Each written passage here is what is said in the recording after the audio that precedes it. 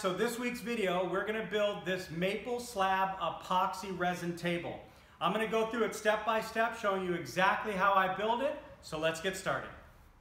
Starting in the Ing Forest, this is at William Ing's Woodworking School. If you haven't seen his YouTube channel, William Ing, check it out. He has excellent woodworking videos. Next is rough cutting the slabs and deciding on the layout.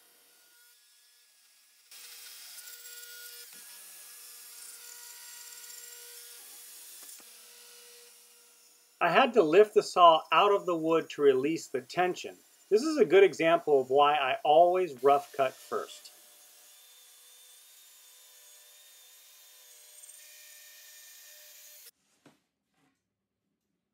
Here I decide and check the layout I want, and everything looks good. Time to take it outside for the dirty work. I've had this bag for a long time and I really like it for the grinder. Holds all the discs below so I don't have to rummage through them to pull out the grinder. I just switched out my diamond blade for a 60 grit sanding disc. I have a feeling it will work better on wood. Yep, I also need power. I don't have a cordless grinder yet. Buying tools never ends. Plug it in and I'm ready to go. Oh wait, gotta secure the wood. Now I'm ready. Nope, safety first. Mask, eye, and hearing protection. It's California. You can never be too safe.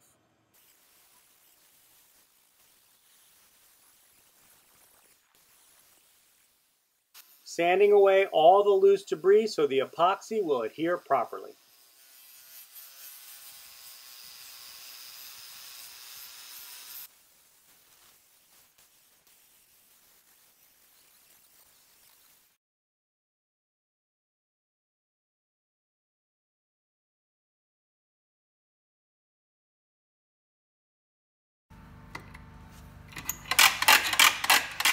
That dust gets everywhere.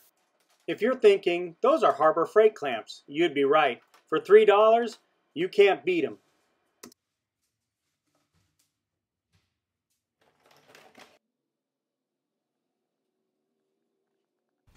Okay, so we've got these two sides of the table rough cut out. They're not cut to the exact length or width because I want to leave a little bit of room in case we have to take out any warp or twist or something gets damaged on either end. But the next thing we have to sort out is, you can see here in this board, we've got a serious twist in it. This half is pretty flat, so that's good, because when we do the epoxy resin, the river table here, we have to make sure these boards are relatively flat to the surface so they can get silicone down and all the epoxy doesn't just leak out from underneath. Now, I want to keep as much thickness on this slab top as I can. So I need to make sure that I take off the least amount of material to get it flat. And there's a trick to that. I'm going to use the planer to remove this material. But what I need to do first is, you'll notice that corner again, when I push down, it lifts up. So what I want to do is I want to get the gap on that side and the gap on this side here basically the same. So I'm twisting the board, but I'm twisting it the same on both sides. So now imagine a flat surface cutting. So what it's going to do is it's going to cut this side before this side is touching the table. This side's up a little bit, so it's going to cut off some of here, right? Then it's going to start cutting off some of here because that's a little higher, and leave those two corners. And we're going to keep doing that until we get a flat surface. Now, if I were to say, let's say, just keep this side down and that side all the way up, well, I would remove a lot on that side, and by the time I got flat, I would have maybe 1 inch on that side and 1 1/4 or 1 3/8 inches. And so I'd have a tapered piece. Then when I flipped it over to the other side and flattened it out, I would have a much thinner piece than I wanted. So you can still get it flat, but you'll have a taper. So to eliminate that waste of material, you want to balance this twist before you send it through the planer. And I'll show you how we do that. Making a planer sled starts and ends with the base. It's that simple.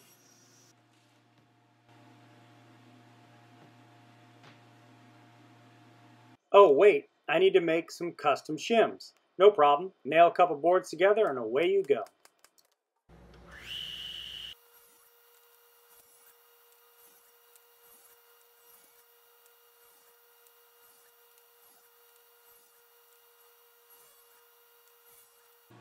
Sometimes shims can be such babies. Secret weapon. Hot melt gun. Quick and easy.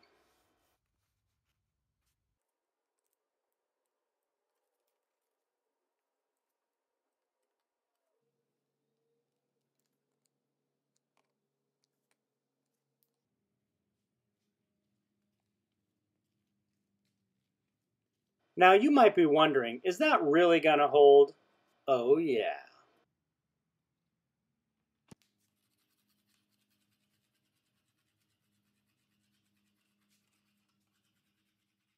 Time to feed the planer.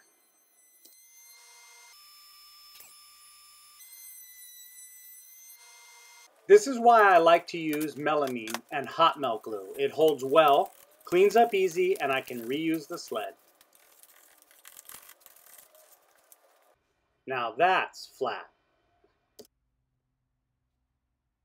Time to build the base for the epoxy pour, and you guessed it, we're using melamine.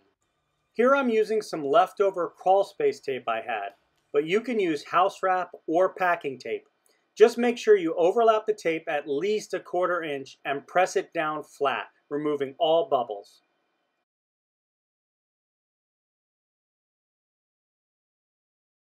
Here I'm pre-drilling holes for the end stops to prevent them from splitting.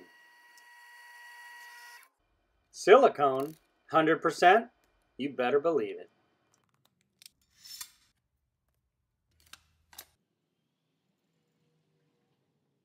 These cabinet screws work well and really secure the wood. Don't forget to clamp before you screw, keeping the end stop square. This is a very important step. Wherever you're doing your pour, it must be level in both directions.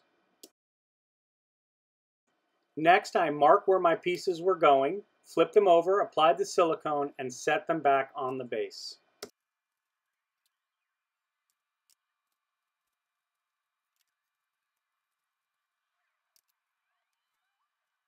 Now it's time to double check that the slabs are in the right position, then apply clamps and install the other end cap.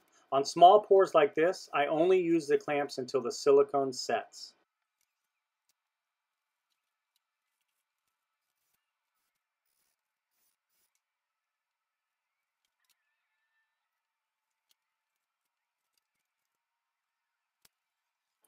While the silicone dries, let's make some epoxy.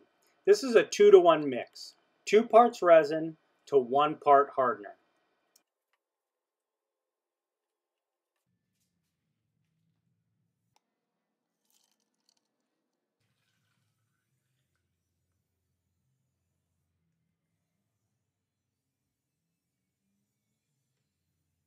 It's real important that you mix the resin and hardener first thoroughly, then add in the colored pigment and mix thoroughly again. Mixing is really important. When it comes to color, a little goes a long way.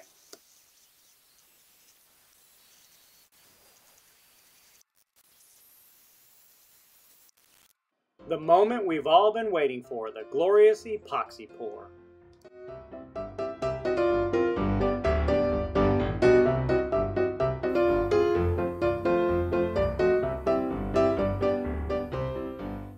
Once the epoxy has set for almost 8 hours and before it starts to gel, you can make your desired pattern. Twirl it, strip it, zig it and zag it. It's all about your imagination. After 72 hours, it's time to take it out of the mold. Basically, do everything in reverse.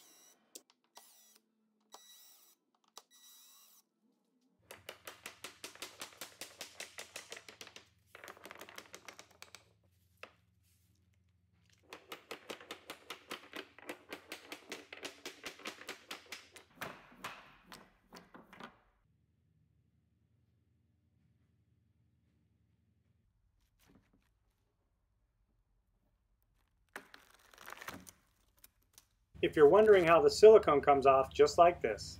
I was lucky enough that my buddy William has a 36-inch drum sander available, but don't worry, if you don't know William, you can still flatten the slab with a random orbital sander.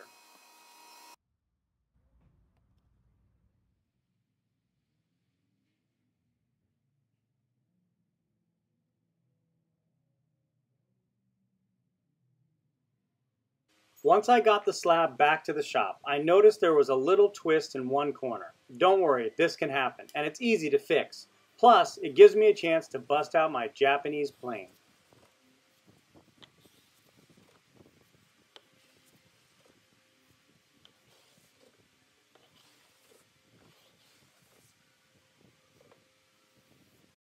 Time to fill in any holes and knots in the slab using any regular epoxy and black dye.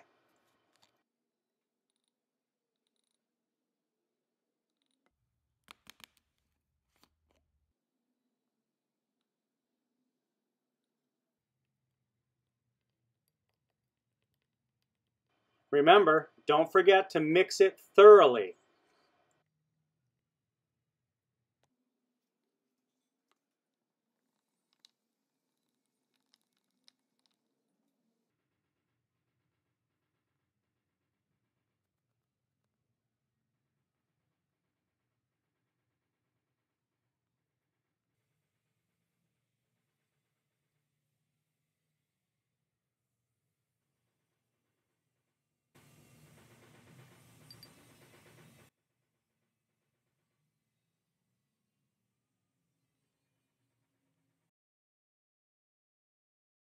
Once dry, knock down the epoxy before starting the sanding process.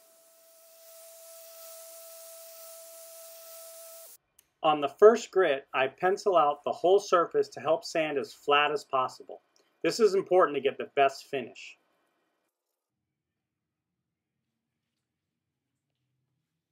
I'm starting with the aggressive mode on my sander to get a flat and even surface. This step takes the longest in the sanding process and is the most important.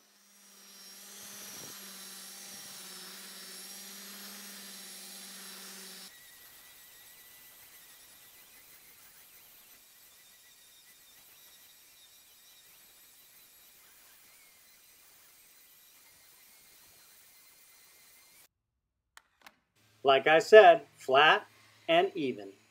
Time to cut the slab to final size. Now that it's flat, we can get a 90-degree corner.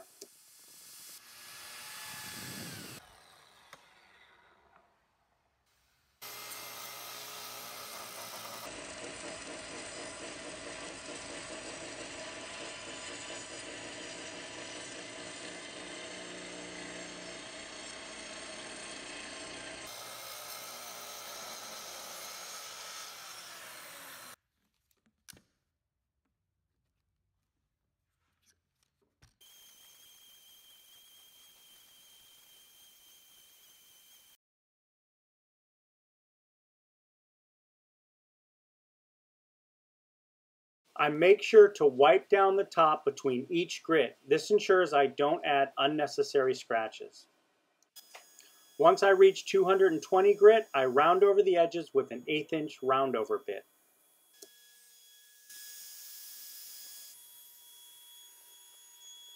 Next, I water pop the surface and finish to 400 grit.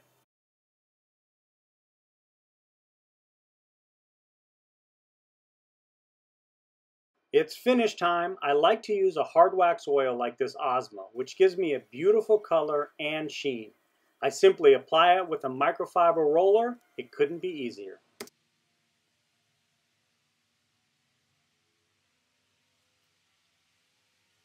Hope you guys enjoyed the video. If you did, hit that like button. Don't forget to subscribe. If you want to build your own epoxy table and have any questions, please put them in the comments. That way everyone else can see them. If you have any other questions or need to get a hold of me, you can always DM me at Building Guru on Instagram. I look forward to seeing your projects. See you next time.